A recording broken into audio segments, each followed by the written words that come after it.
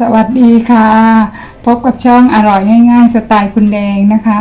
เป็นการทำอาหารสำหรับครอบครัวสำหรับคุณพ่อคุณแม่ลูกๆและสมาชิกทุกคนในครอบครัวนะคะทุกคนทานได้ทำได้ง่ายๆนะคะอยู่ที่ไหนก็ทำได้วันนี้นะคะจะทำเมนูรสแซ่บนะคะเป็นอาหารภาคใต้นะคะซึ่งแดงเองก็เป็นคนใต้แล้วก็อาหารพวกนี้แดงก็ทานมาตั้งแต่เล็กๆนะคะคุณแม่ท่านทำให้ทานท่านทำอร่อยมากนะคะวันนี้จะทำแกงเหลืองปลากระพงไหลบัวค่ะไปทำกันเลยค่ะส่วนผสมมีดังนี้นะคะอันดับแรกก็จะเป็นปลานะคะปลากระพงนี่แดงล้างทำความสะอาดไปเรียบร้อยแล้วค่ะแดงใช้ปลากระพง1ตัวนะคะ800 กรัมเกือบกิโลนะคะแล้วก็ไหลบัวใช้ไหลบัวนะคะไหลบัวนี่คือหน่อของบัวนะคะเพื่อนๆไม่ใช่สายบัวนะคะเป็นหน่อของบัวที่จะแตกออกมาเป็นต้นใหม่นะคะอันนี้แดงใช้300 กรัมนะคะแล้วก็พริกแกงเหลืองนะคะพริกแกงเหลืองอันนี้ซื้อมาจากตลาดแต่ว่าเป็นร้านคนใต้ที่ไว้ใจได้นะคะแดงใช้80 กรัมนะคะแล้วก็มะนาวอันนี้มะนาวเอาไว้สำหรับใส่ตอนที่จะยกลงหรือว่าเสร็จนะคะเครื่องปรุงก็จะมีไม่มากค่ะมีกะปิมีน้ำปลาน้ำมะขามเปียกแล้วก็น้ำตาลปี๊บไปทำกันเลยค่ะเริ่มจากหั่นไหลบัวนะคะอันนี้เราหั่นพอประมาณนะคะไม่ต้องยาวมากแต่ว่าต้องใช้มีดคมๆนะคะถ้ามีดไม่คมเนี่ยเขาจะมีเส้นใยนะคะ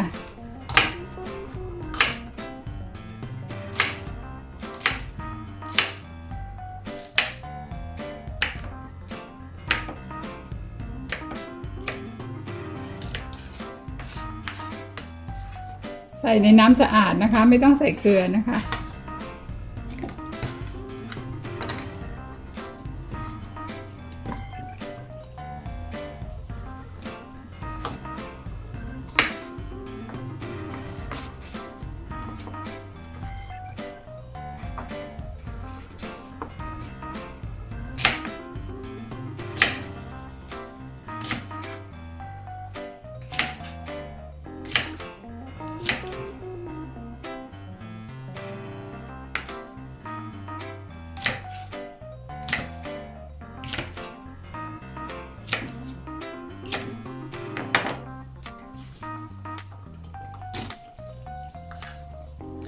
เดี๋ยวแดงจะหั่นต่อให้เสร็จนะคะไหลบัวนี่อ่อนมากๆเลยนะคะเพื่อนๆน่าทานมากๆแล้วเวลาหั่นวิธีหั่นไหลบัวนะคะเราต้องใช้มีดคมๆหั่นถ้าเรามีดไม่คมนี่มันก็จะเป็นเส้นใยมันไม่ขาดนะคะแล้วก็เพื่อความมั่นใจว่าไม่มีเส้นใยเราก็ใช้ตะเกียบนะคะใช้ตะเกียบกวนๆถ้าเขามีเส้นใยเนี่ยก็จะติดตะเกียบมานะคะแต่อันนี้ไม่มีเส้นใยเลยนะคะก็โอเคอันนี้ใช้ได้ไม่มีเส้นใยเลยนะคะ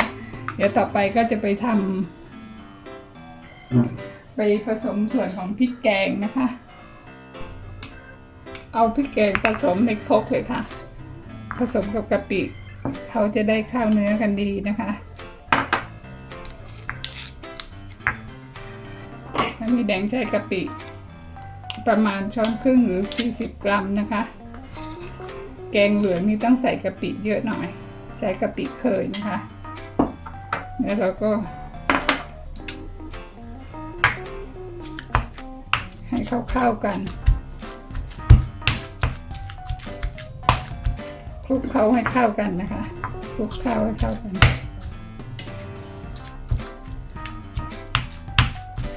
เดี๋ยววันหลังแดงค่อยท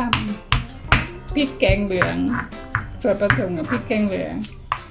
ให้ดูนะคะเพราะแดงก็เป็นคน ใต้เหมือนกันค่ะทานอาหารพวกนี้มาตั้งแต่เด็กๆนะคะคุณแม่ทำให้ทาน แล้วก็ทำ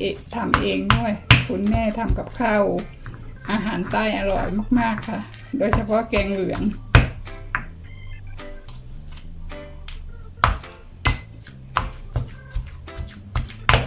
อันนี้ได้แล้วค่ะเพื่อนๆเดี๋ยวไปตั้งน้ำกันเลยค่ะแดงใช้น้ำพันml นะคะผสมพริกแกงเหลืองไปเลยค่ะอันนี้ยังไม่เปิดไฟนะคะให้กะปิกับพริกแกงละลายดี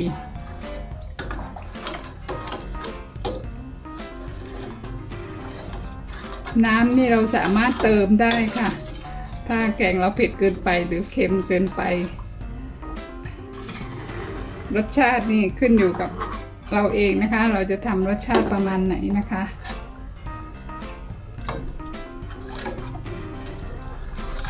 ยังไม่เปิดไฟนะคะให้พริกแกงละลายก่อน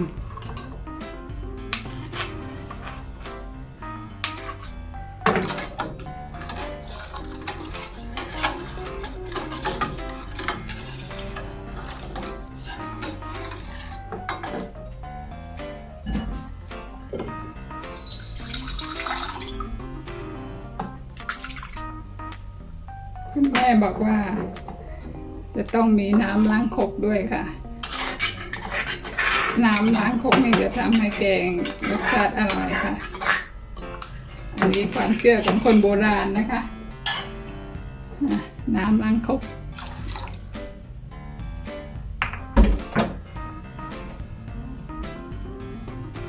ยังไม่ปรุงรสนะคะเปิดไฟเลยค่ะ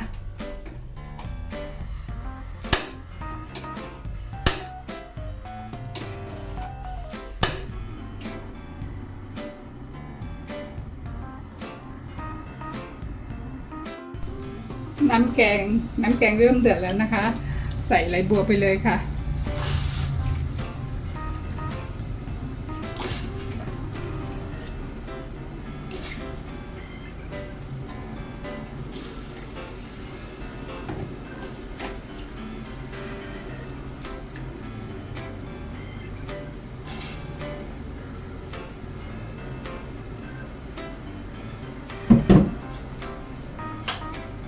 กดให้จมๆนะคะไหลบัวของเราจะได้ขาว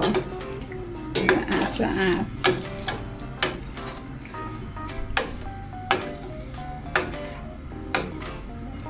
เดี๋ยวให้แกงเดือด 1-2 นาทีก็เติมเครื่องปรุงนะคะ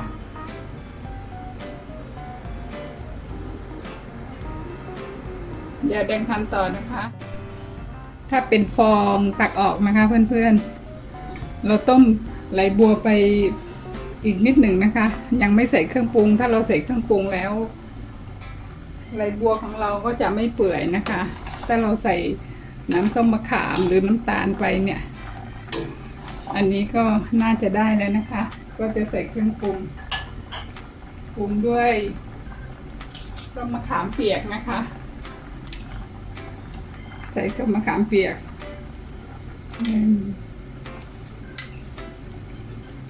ใส่4 ช้อนก่อนนะคะพอดีส้มมะขามเปียกเนี่ยแดงต้มไว้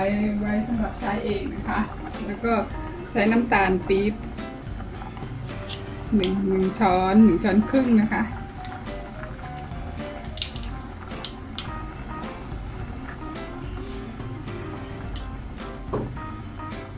แล้วก็เติมน้ำปลาไป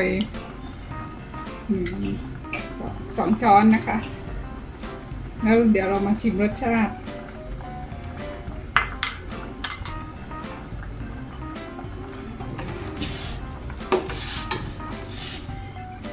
อย่าให้น้ำตาลปี๊บละลายนะคะเดี๋ยวชิมรสชาติเพราะว่าพริกแกงที่เราซื้อนี่บางทีก็ไม่แน่ใจว่าแต่ละครั้งนี่เขาจะใส่เกลือขนาดไหนเค็มขนาดไหนเพื่อนๆคะถ้ามีเส้นใยอย่างนี้เราตัดออกนะคะเราต้องตักออกนะคะ อาจจะมีเส้นใยตกหล่นเหลืออยู่บ้างขอชิมรสชาติก่อนนะคะ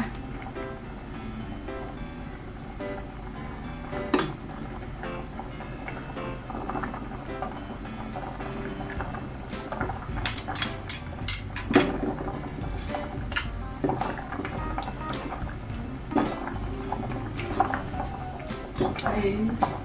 ส้มมะขามเปียกอีกสัก2 ช้อนนะคะเริ่มฉุนแล้วค่ะอร่อยแล้วแดงก็ใส่ส้มมะขามเปียกอีกสัก2 ช้อนเดี๋ยวก็จะใส่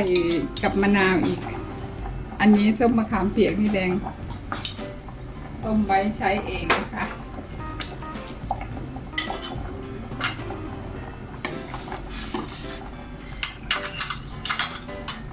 แล้วก็เติม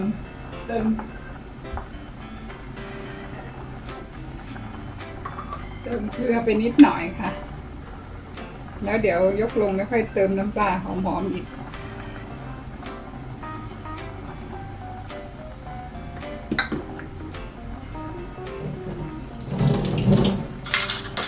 เดี๋ยวชิมรสชาติอีกครั้งหนึ่งนะคะ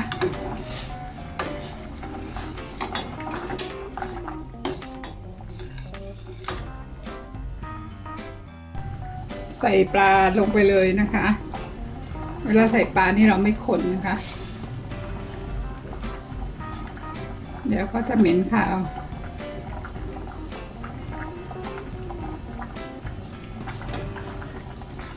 กดให้จมลงไปค่ะ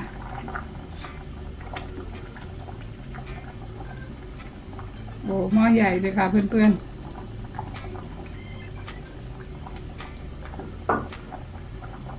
ไม่คนนะคะแล้วก็ไม่ปิดฝาหม้อด้วยค่ะกดให้เนื้อปลาจมลงไป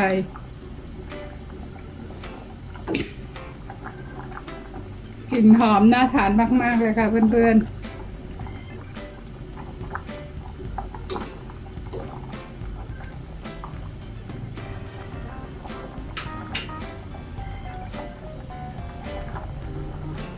เดี๋ยวต้มอีกสักแป๊บหนึ่งนะคะปลาเริ่มสุกแล้วนะคะน่าทานมากเลยค่ะเพื่อนๆปลาเป็นชิ้นอันนี้คนได้นิดหน่อยแล้วค่ะ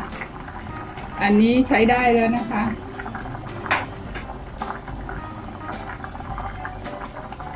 เดี๋ยวแดงก็จะปิดไฟเลยค่ะแล้วก็เติมน้ำปลานิดหน่อยนะคะให้หอมๆแล้วก็ปิดไฟเลยค่ะอันนี้เพื่อที่จะให้หอมน้ำปลานะคะ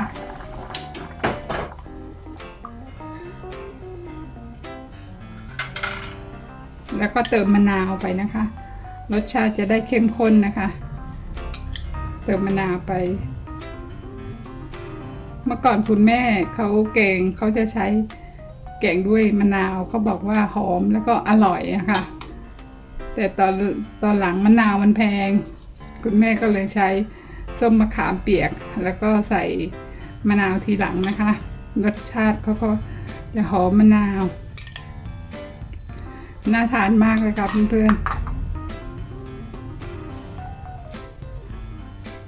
อนๆดูนะคะปลาน่าทานมากๆเลยค่ะ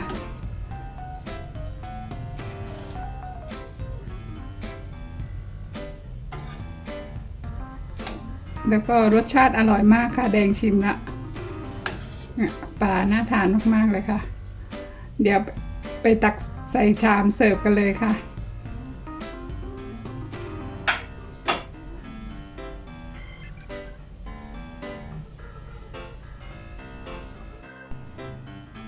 แดงตักใส่ชามพร้อมเสิร์ฟเรียบร้อยแล้วค่ะทานกับข้าวสวยร้อนๆนี่คงจะอร่อยมากๆนะคะเพื่อนๆเคล็ดลับในการแกงเหลืองให้อร่อยนะคะก็ถ้าพริกแกงเนี่ยถ้าเราต้องการให้น้ำใสนะคะเราต้องใช้พริกสด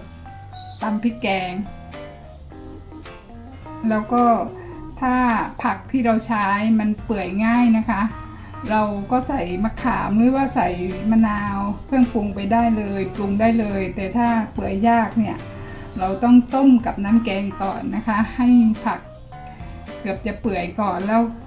ถึงจะปรุงรสด้วยมะขามมะนาวนะคะแล้วถ้าเราแกงกับปลาเนี่ยจะต้องทำปลาให้ชิ้นโตไว้นิดหนึ่งนะคะเวลาตักปลาจะได้ไม่เละนะคะอันนี้เป็นเคล็ดลับง่ายๆแล้วก็รสชาตินี่จะมีเผ็ดนำมีเผ็ดมีเปรี้ยวแล้วก็มีเค็มหวานนี่รสนิดเดียวค่ะหวานนี่เป็นรสสุดท้ายนะคะเพื่อนๆสามารถทำเองได้ที่บ้านง่ายๆนะคะขอบคุณที่ติดตามชมถ้าชอบกดไลค์กดแชร์กดติดตามแดงด้วยนะคะสำหรับวันนี้แดงขอตัวไปก่อนค่อยเจอกันคลิปหน้าสวัสดีค่ะ